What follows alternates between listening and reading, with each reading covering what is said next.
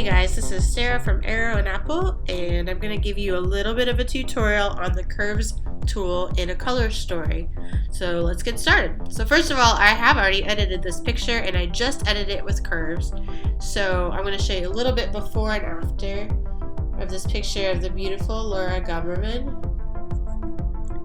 Let me do it again. Before, pretty flat, pretty boring. After, va-va-voom! Alright, I'll show you how to get there. Let's go back to our before, and then we'll just hit the curves tool and get started. So what this line is, this represents all of the tones in the image as it is. The bottom left is going to be the darkest part of your image. The top right is going to be the lightest part of your image. See? You move them and you can tell what part you're really affecting. If you ever want to go back, just make sure they're all the way in the corner. And then this middle dot is the midtones in your picture. So you move it around just to see what you're affecting. Don't ever be afraid to move these around because you can always put them back where you got them. You can always redo it. It's not a big deal. Alrighty, so we're going to make this image maybe a little bit lighter. And we're going to do what photographers call an S-curve. So did you know you can put more points on this line?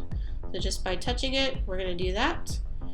This point is we're gonna bring it up because anything above this line is gonna make it lighter and anything below is gonna make it darker.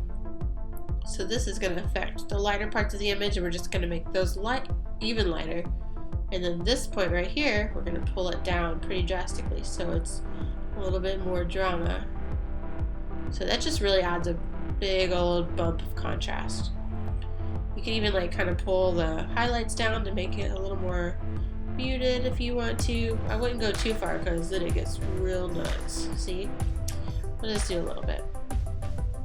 Moderation is key. And then to make a film look, you want to mess with the darker parts of your image. So you take this guy and pull it up a little bit, and that's just going to lighten the darkest parts of your image, which is, what that matte film look does. We'll leave it like that. I think that looks good. The only thing is I just want to make this image a little warmer. So you have these separate channels of curves to manipulate too. With the red channel, the opposite of red is cyan, which is like aqua. So if you go up, it's going to be more red. Down, it's going to be more cyan. I'm just going to boost the red just the tiniest little bit. And I am going to make the shadows, which you can see in her glasses. If you pull it up, the shadows are going to be more red. If you pull it down, they're going to be a little more cyan. And I think I want the cyan, personally. So we'll go to the green. So the opposite of green is magenta. I'm not going to do anything with this because I like these tones how they are in the image. But if you pull it up, it'll be green. Down, it'll be magenta. And you can really go to town with that if you feel like it. And then the blue, the opposite of blue is yellow. So this is what I came here for. And I'm going to pull this down, make it a little bit warmer. And I think that looks pretty okay. So, I'll go back to my all. This is what it looks like. I like it, so I'm going to hit the check mark.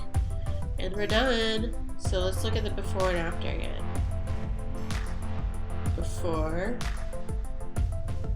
After. Boom. Before, after.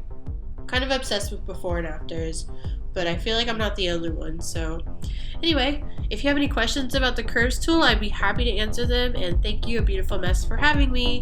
Bye.